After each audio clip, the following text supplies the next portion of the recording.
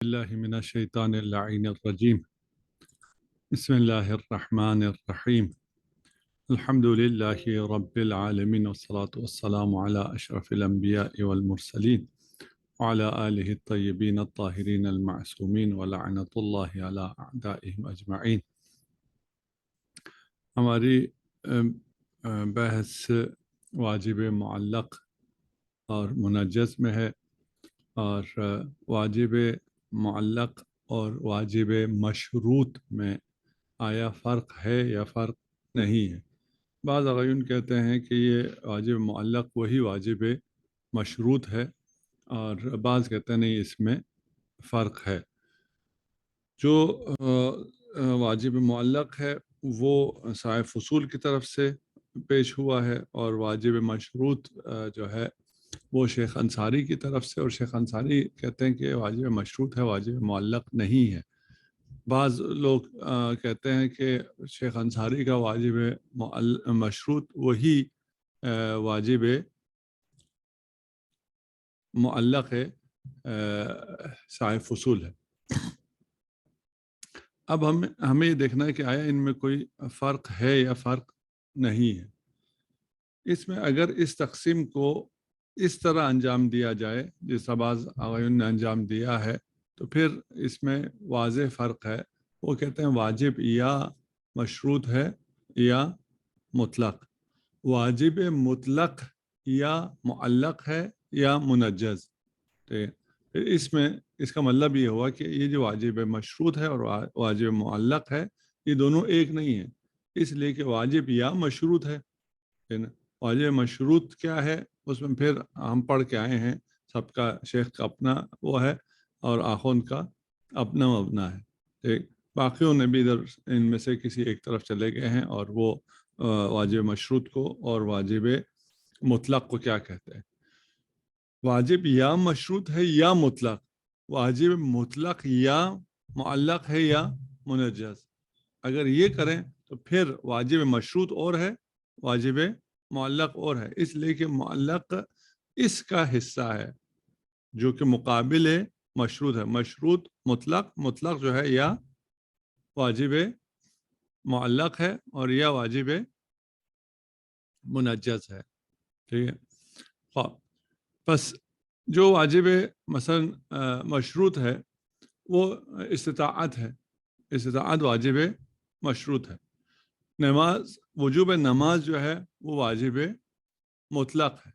یہ جو واجب مطلق ہے اس میں کبھی کیا ہوگا، وہ معلق ہوگا، کبھی وہ منجز ہوگا، ٹھیک۔ واجب مطلق میں معلق کیا ہوگا؟ واجب مطلق میں معلق وہ ہوگا جہاں پر وجوب حالی ہے لیکن واجب استقبالی ہے۔ وجوب تو مطلق ہے، وجوب ہے، لیکن وہ مطلق ابھی معلق ہے وقت کے آنے پر۔ ظہر آئے گا تو وہ وجوب جو آیا ہوا ہے آپ پر، وجوب نماز ظہر ابھی آیا ہوا ہے آپ پہ، لیکن اس کا واجب معلق بے زوال ہے۔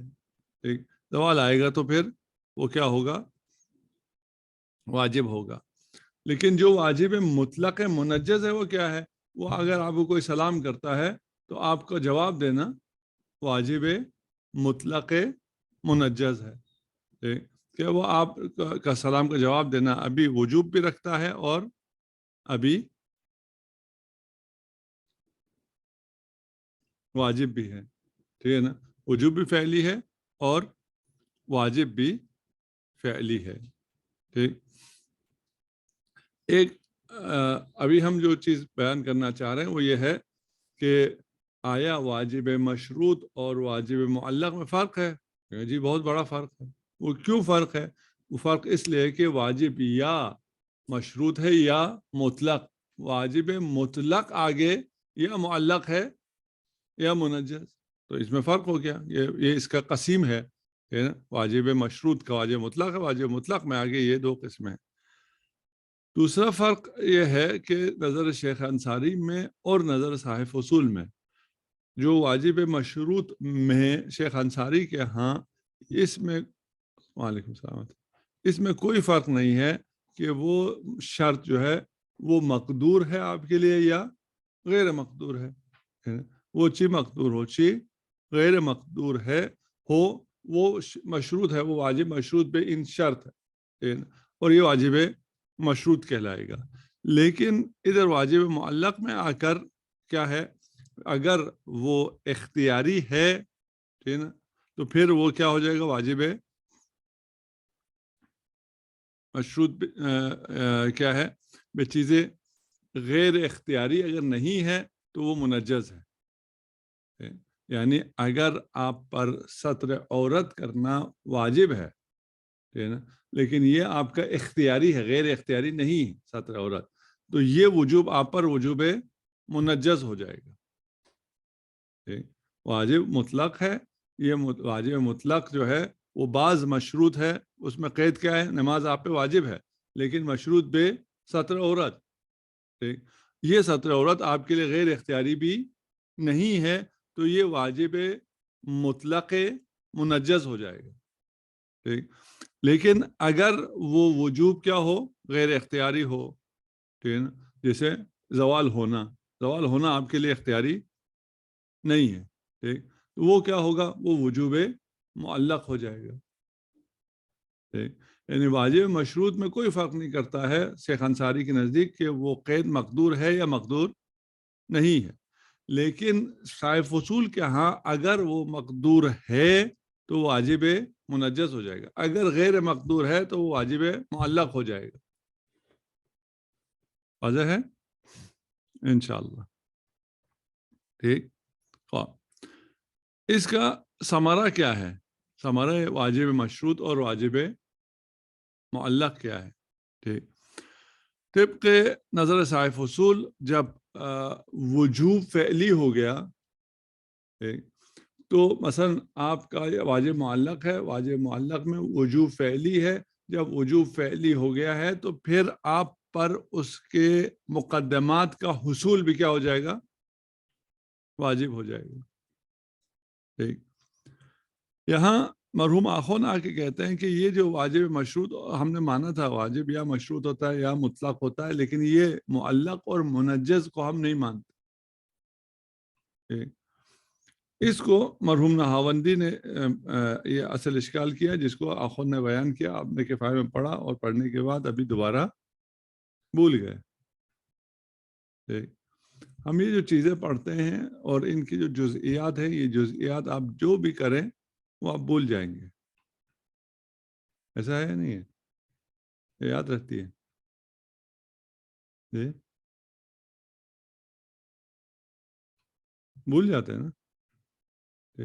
پھر کیا کریں، یہ کیوں پڑھتے ہیں ہم، بھول جانے والی چیزیں پڑھنی نہیں چاہیے کہ پڑھنی چاہیے.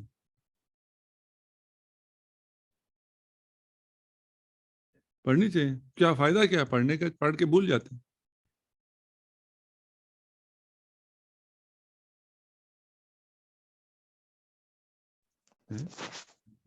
کچھ چیزیں غلطی سے یاد رہ جاتی ہیں، کچھ چیزیں غلطی سے یاد رہ جاتی ہیں، ان کے لیے پڑھتے ہیں تاکہ وہ جو چیزیں غلطی سے یاد رہ جائیں. ٹھیک، ایسا نہیں ہے کہ آپ کو کوئی چیز غلطی سے یاد رہے. آپ جنہیں یاد رکھنا چاہتے ہیں اسے آپ ریپیٹ کرتے رہتے ہیں تو وہ یاد رہتی ہے، غلطی سے کوئی چیز یاد نہیں رہتی. دوسرا یہ ہے کہ آپ کو تکرار پر، آپ نے ایک چیز پڑھی بھول گئے ہیں، جب وہ تکرار کرتے ہیں تو آپ کے لیے بہت آسان ہو جاتا ہے اس سے اگلے مقدمے پہ جانا. تیسرا یہ ہے کہ یہ جو چیزیں ہم جزیات پڑھ رہے ہوتے ہیں انہیں یاد رکھنے کے لیے نہیں پڑھ رہے ہوتے ہیں، ان سے کانسیپٹ سمجھنے کے لیے پڑھ رہے ہوتے ہیں. جو کانسیپٹ کلیئر ہو گیا وہ نہیں بھولتا انسان. آپ کو یہ پتا ہونا چاہیے نا کہ بھائی آپ یہ چیز میں بھول رہا ہوں، پڑھنا چاہیے نہیں پڑھنا چاہیے، پڑھنا چاہیے. کیوں پڑھنا چاہیے؟ ان ڈیٹیلز کو میں اس لیے پڑھ رہا ہوں کہ میرا کانسیپٹ کلیئر ہو جائے. میں ان ڈیٹیلز کو اس لیے نہیں پڑھ رہا ہوں کہ مجھے یہ ڈیٹیل ہمیشہ یاد رہے. اس لیے کیونکہ یہ چیزیں ہمارے اس میں پیش آتی ہیں، یار یہ میں نے پڑھا تھا، کفایہ میں پڑھا بھی تھا، اس وقت میں نے یاد بھی کیا تھا، فلان بھی کیا تھا، اس کے بعد مجھے پھر یہ ہو گیا. ایک ہمارے سسٹم میں مسئلہ ہے، وہ یہ ہے کہ اس کانسیپٹ کے کلیئر ہونے کو اہمیت حاصل نہیں. ہمارے سسٹم میں اسے اہمیت حاصل نہیں ہے کہ طالب علم کا کانسیپٹ کلیئر ہونا چاہیے، اسے جزئیات آتی ہوں یا نہ آتی ہوں، عبارت محور ہو اور عبارتیں اس کی حل ہیں، سب کچھ ہے، کانسیپٹ اس کا کلیئر نہیں ہے، وہ قابل قبول ہے۔ اگر کانسیپٹ کلیئر ہیں اور اس کو جزئیات اور یہ چیزیں یاد نہیں ہیں، وہ ہمارے قابل قبول نہیں، جبکہ ہے اس کا برعکس۔ عملاً بھی ہمارے اس نظام میں بھی آگے وہی جاتا ہے جس کے کانسیپٹ کلیئر ہے، اس کے علاوہ کوئی آگے نہیں جا سکتا ہے۔ تو آپ کے کانسیپٹس اگر ایک دفعہ کلیئر ہو گئے تو پھر آپ کسی مشکل میں نہیں پڑتے۔ ہمارے نظام تعلیم کی خامی یہ ہے کہ اس کا فوکس کانسیپٹ کے کلیئر کرنے پہ نہیں ہے، اس لیے ہم سب سے پہلے پڑھتے ہیں اصول فقہ، وہ آپ کے بہت سے کانسیپٹس وہاں پہ کچھ کلیئر ہو جاتے ہیں۔ اس کے بعد جب ہم رسائل میں اسی بحث کو پڑھتے ہیں تو وہ جو کانسیپٹ کلیئر ہوئے تھے وہ دوبارہ تھوڑے سے مخدوش ہو جاتے ہیں، بجائے اس کے مزید کلیئر ہو جائے،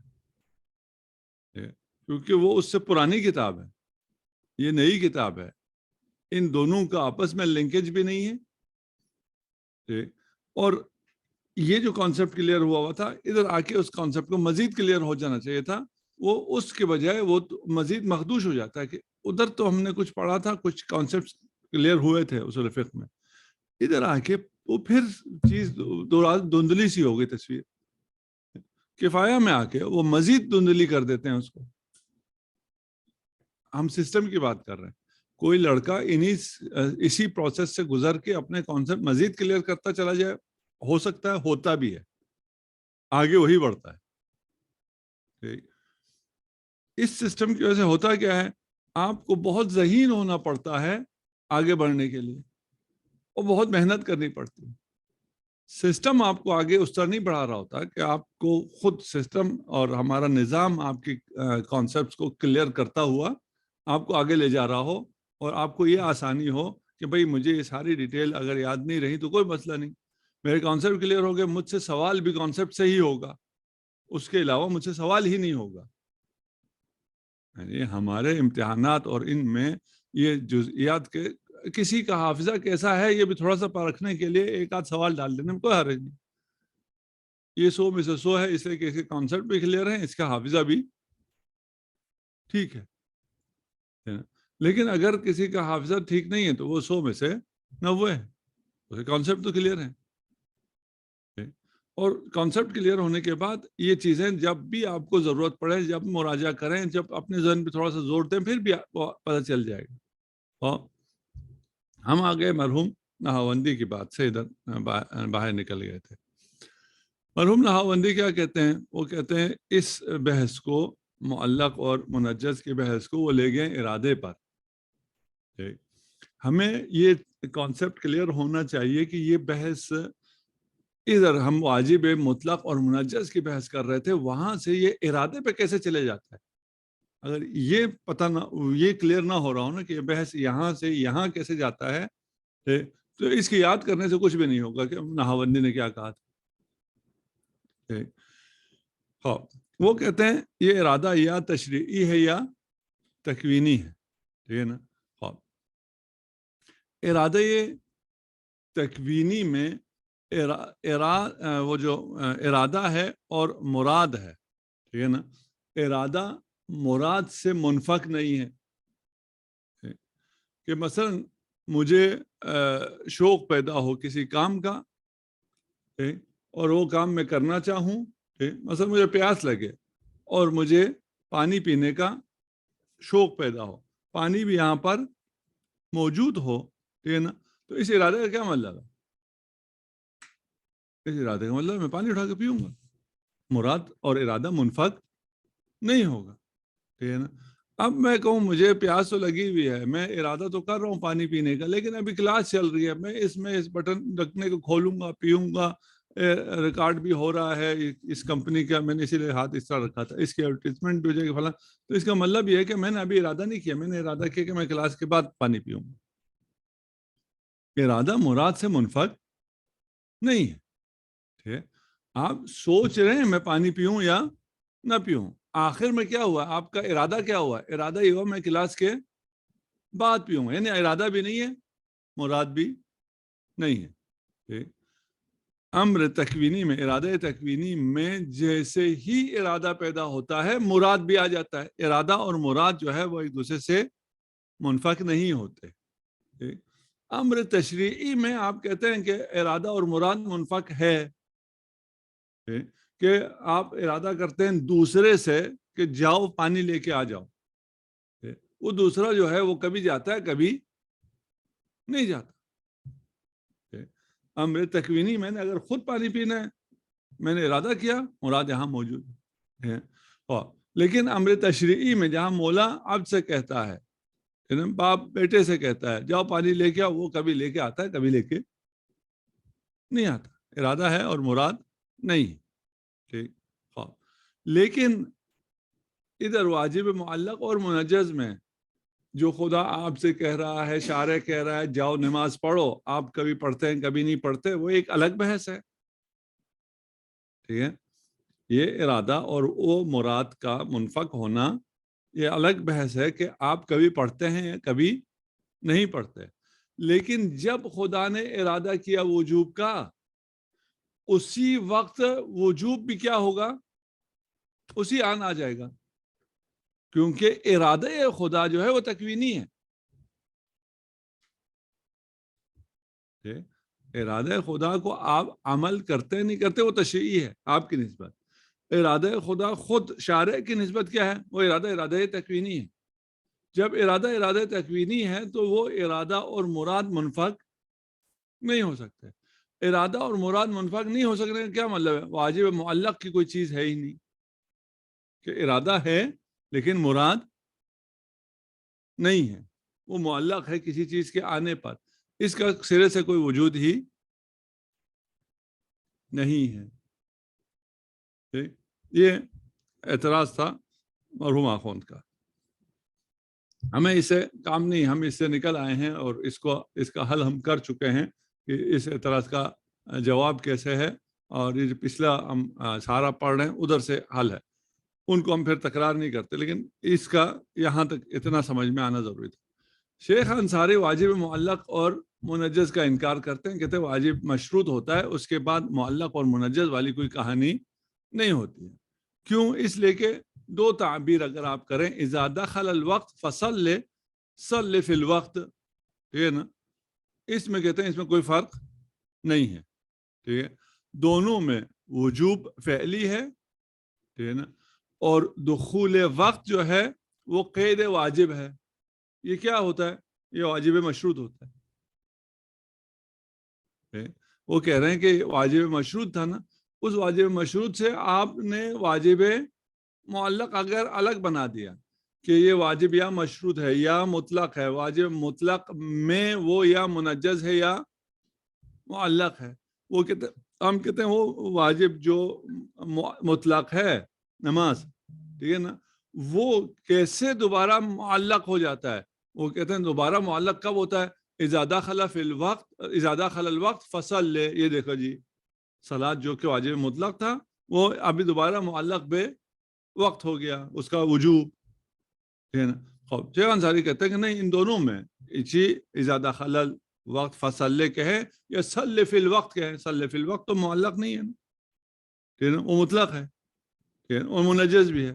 ان دونوں میں کیا ہے؟ وجوب فعلی ہے، اور اس میں قید جو ہے وہ مادے پہ جاتا ہے، واجب مشروط پہ جو کہا ہے، اس لیے اس میں کوئی فرق ہی کیا ہے نہیں ہے. ٹھیک. ہاں. دوسرا جو شیخ بیان فرماتے ہیں کلام شیخ میں ہے، شیخ انصاری میں، وہ یہ ہے کہ وہ فرماتے ہیں واجب مشروط میں اگر شرط عنوان مکلف کی طرف پلٹتا ہو، راجع بے مکلف ہو یا نہ ہو، تو اس سے فرق پڑتا ہے. مثلا اذا جاء زید فاکرم ہو، اس میں یہ جو شرط ہے مجیء زید کا، یہ عنوان شرط ہے عنوان مکلف کے لیے یا خارج مکلف کے لیے، غیر مکلف کے لیے؟ مکلف آپ ہیں، آپ سے کہا جا رہا ہے اگر زید آئے تو آپ نے اس کا کیا کرنا ہے؟ اکرام کرنا ہے. ٹھیک. خوب یہ شرط جو ہے یہ عنوان مکلف پر منطبق نہیں ہے. ٹھیک. اگر یہ آپ کو تصویر نہیں ہو رہا تو دوسرا جو ہے جہاں پر شرط راجع ہے کس عنوان مکلف پر راجع ہے، اذا استطعت فحج. یہاں کیا ہے؟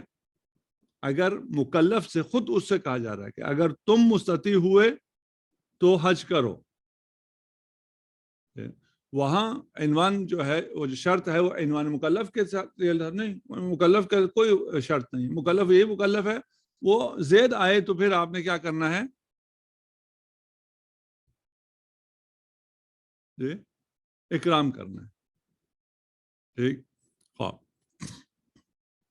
آیا ان دونوں میں کوئی فرق ہے یا فرق نہیں ہے؟ جہاں شرط جو ہے وہ عنوان مکلف کی طرف پلٹ رہا ہے یا عنوان مکلف کی طرف نہیں پلٹ رہا ہے. ٹھیک. مثلا اگر کہتے ہیں اگر زید آئے تو اس کا اکرام کرو، یعنی وجوب اکرام زید ہے لیکن وہ مشروط ہے اس کے آنے پر. ٹھیک. لیکن اگر کہتے ہیں اذا استطعت، اگر مستطیع ہو جاؤ تو حج کرو، اس کا کیا مطلب ہے؟ اس کا مطلب ہے کہ المستطیع یحج، مستطیع ہونے سے پہلے آپ پہ وجوب ہے نہیں. جب مستطیع ہو جاؤ تو حج کرنا ہے. اگر عنوان مکلف پر بات پلٹ کر آ رہی ہے تو یہاں پر آپ پر نہ وجوب ہے نہ واجب ہے. کب تک؟ جب تک یہ عنوان نہ آ جائے. ٹھیک. اور اس کا مطلب یہ ہے کہ آپ جب مستطیع ہو جائیں تو حج واجب ہے. ٹھیک. اگر اذا مرضت فاشرب الدواء، اگر مریض ہو جاؤ تو دوا پیو، اس کا کیا مطلب ہے؟ اس کا مطلب یہ ہے کہ المریض یشرب الدواء. یعنی مریض ہونے سے پہلے نہ وجوب فعلی ہے نہ ہی کیا ہے واجب فعلی. ٹھیک.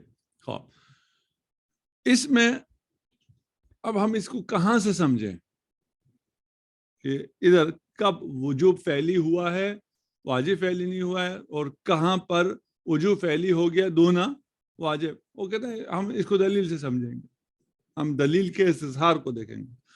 دلیل کے استظہار کو کیسے دیکھیں گے؟ ہم کہیں گے مثلا دلیل آیا من طلع علیہ فجر شہر رمضان، ٹھیک ہے نا، جس کے اوپر شہر رمضان کا فجر طلوع ہو گیا تو یجب علیہ صوم ذلک اليوم، اس دن کا روزہ اس پہ کیا ہو جائے گا؟